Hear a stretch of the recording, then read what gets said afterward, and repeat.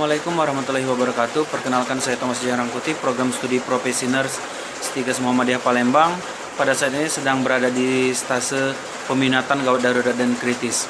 Untuk saat ini saya akan melakukan pembuatan video tentang pembahasan transfusi darah. Sebelum saya menyajikan video tentang pembahasan transfusi darah, sebaiknya kita mengetahui apa yang dimaksud dengan transfusi darah. Transfusi darah merupakan suatu tindakan menyalurkan darah dari dalam kantong yang sudah terkumpul kepada seseorang yang membutuhkan darah melalui pembuluh vena ataupun pembuluh intravena. Darah sendiri berasal dari pendonor untuk diberikan kepada seseorang yang membutuhkan darah dengan syarat darah harus cocok dengan golongan yang membutuhkan darah. Tujuan dari transfusi darah sendiri yaitu yang pertama untuk memperbaiki oksigenasi darah ke jaringan dan juga mempertahankan hemostasis pada tubuh, serta untuk mengatasi terjadinya ataupun adanya tanda-tanda anemia pada seseorang yang kekurangan suplai darah. Nah, ini dia alat-alat yang kita butuhkan untuk melakukan transfusi darah pada pasien. Nah, apa yang kita butuhkan? Nah, yang pertama adalah tentu saja kita butuh produk darahnya ya rekan-rekan. Produk darah, lalu kita butuh blood set. Beda ya sama infus set. Blood set ini selangnya lebih besar. Lalu kita juga butuh handscoon steril. Kita juga butuh nanti ini cairan infus, gunanya memang sudah terpasang pada pasien biasanya. Dan selanjutnya kita butuh tempat urin. Nah, untuk apa tempat urin ini? Tempat urin ini adalah untuk jaga-jaga kalau seandainya pasien mengalami reaksi transfusi. Nah, kita akan mengambil sampel urin darah post reaksi transfusi tersebut. Jadi nanti sampel urin ini kita kirim ke labor untuk diperiksa apakah yang menyebabkan dari reaksi transfusi yang terjadi pada pasien. Kita juga butuh selanjutnya adalah beko. Beko kita gunakan adalah untuk membuang semua sampah-sampah medis pada saat kita melakukan tindakan. Oke rekan-rekan, ini adalah alat-alat yang kita butuhkan untuk melakukan transfusi darah. Dan selanjutnya yuk kita cek bagaimana cara melakukan transfusi darah pada pasien. Oke, ini adalah salah satu contoh blood bag atau kantong darah yang dari PMI. Nah, ini yang kosongnya. Nah, apa yang harus kita cek sebelum melakukan transfusi? Biasanya saat kita mendapatkan produk darah itu akan disertai dengan kartu dari PMI berwarna pink atau berwarna biru. Nah, itu harus kita cross check.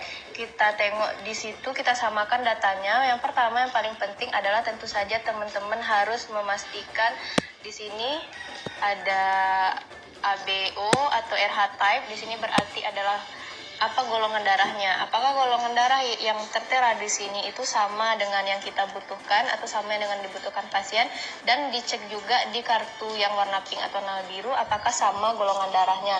Juga harus kita cek juga positif atau negatif. Contoh golongan darahnya B positif atau B negatif. Jadi bukan cuma golongannya saja, ke RH-nya juga harus di cross check ya rekan-rekan. Selanjutnya yang paling penting itu juga teman-teman harus meng-cross check expired date-nya. Tanggal expire dari produk darah tersebut. Lalu nanti akan ada barcode. Nah, samakan barcode antara yang di blood set, nah, nanti juga akan ada barcode. Nanti barcode itu kita samakan dengan barcode yang ada di kartu. Nah, selanjutnya juga di sini ada collection date. Collection date itu tanggal kapan darahnya diambil. Lalu donation number. Nah, nanti ada nomor donasinya diterakan oleh PMI. Nah, jadi yang paling penting untuk di cross check adalah kesesuaian dari tipe darahnya, golongan darah dan resus, lalu expired date-nya, lalu barcode-nya, lalu tentu saja nanti dicocokkan juga nomor MR pasien. Nah, itu ya rekan-rekan ya.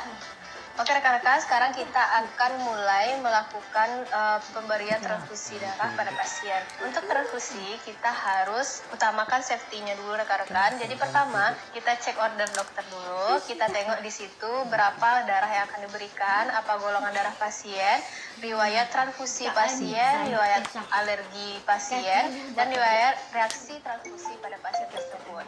Nah, selanjutnya kita cek ke bank darah apakah darah dengan golongan darah yang kita butuhkan itu tersedia. Selanjutnya kita ke pasien, kita identifikasi pasiennya, apakah pasien ini adalah pasien yang cocok dengan yang akan kita berikan transfusi. kita komunikasikan kepada pasien bahwa kita akan melakukan transfusi darah dan apa guna transfusi darah yang kita lakukan. Jangan lupa kita ingatkan pada pasien segera laporkan kalau seandainya ada beberapa reaksi-reaksi alergi yang terjadi saat transfusi. Selanjutnya, setelah kita komunikasikan ke pasien, kita jemput darah ke bank darah. Nah, di saat di bank darah, teman-teman silahkan melakukan overrun atau di cross check kembali bersama dengan petugas di bank darah mengenai data-data dan kecocokan antara darah yang kita ambil dengan darah yang kita butuhkan sesuai dengan kebutuhan pasien. Nah, setelah kita cross check dan memastikan bahwa darah yang kita ambil di bank darah itu benar, kita bawa kembali ke ruangan. Setibanya di ruangan, kita kembali cross check dengan 2 orang perawat apakah darah yang kita ambil itu sesuai dengan yang kita butuhkan. Caranya seperti awal tadi di video, silahkan teman-teman cek di status, di kantong darah yang ada merek-mereknya tadi, serta di kartu yang biasanya diberikan oleh PMI. Selanjutnya, setelah kita pastikan bahwa darah yang kita bawa dari bank darah itu memang sesuai, kita bawa peralatan ke dekat pasien. Nah, di sini sebelum memulai transfusi, kita instruksikan pasien untuk buang air dulu. Jadi nanti urin yang dikeluarkan itu minta pasien untuk memasukkan urinnya ke dalam botol urin. Nah, gunanya adalah nanti kalau seandainya terjadi reaksi alergi pada pasien atau reaksi transfusi, bisa kita cek ke labor apakah yang menyebabkan reaksi transfusi pada pasien tersebut. Baiklah rekan-rekan, setelah kita ambil sampel urin pasien, selanjutnya kita jaga privasi pasien, lalu kita cuci tangan. Setelah kita cuci tangan, kita periksa tanda-tanda vital pasien.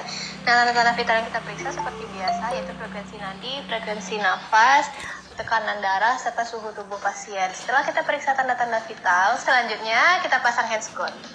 Nah, kita udah pasang handscoon-nya, selanjutnya kita akan mulai pemberian produk darah. Sebelum itu adalah kita cek dulu IV line-nya apakah terpasang dengan baik atau tidak macet. Nah, IV line ini sudah kita gunakan blood set ya rekan-rekan ya, bukan IV line biasa. Ini kita gunakan blood set. Kalau seandainya belum dipasang, silakan dipasang dahulu. Kalau sudah dipasang, kita sambungkan dengan NaCl 0,9%. Jadi kita alirkan dulu NaCl 0,9%. Sementara itu kita cek lagi. Kita kembali cek produk darah kita sesuaikan dengan yang di status dan kita identifikasi pasien. Apakah pasien yang kita akan berikan darah ini adalah pasien yang benar.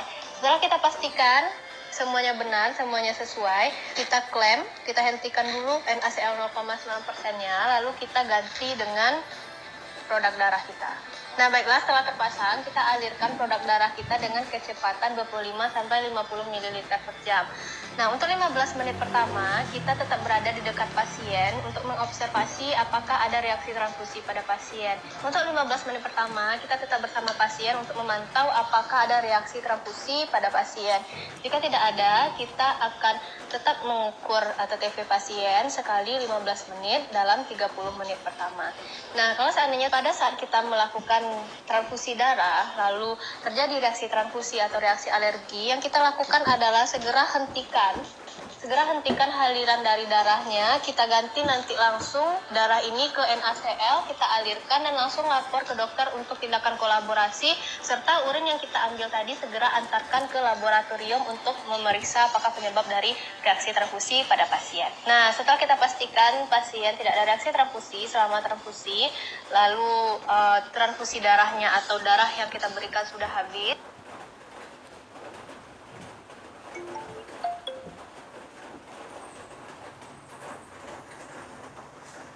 darahnya kita ganti nanti langsung darah ini ke NaCl, kita alirkan dan langsung lapor ke dokter untuk tindakan kolaborasi, serta urin yang kita ambil tadi segera antarkan ke laboratorium untuk memeriksa apakah penyebab dari reaksi transfusi pada pasien. Nah, setelah kita pastikan pasien tidak ada reaksi transfusi selama transfusi, lalu transfusi darahnya atau darah yang kita berikan sudah habis, kita akan ganti blood set-nya menjadi infuset, lalu kita sambungkan ke NaCl 0,9%.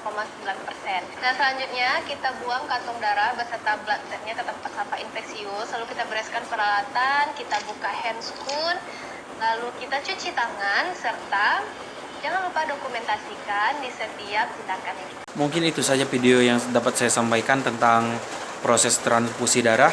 Jika ada kata-kata yang salah, saya mohon maaf. Kepada Allah saya mohon ampun.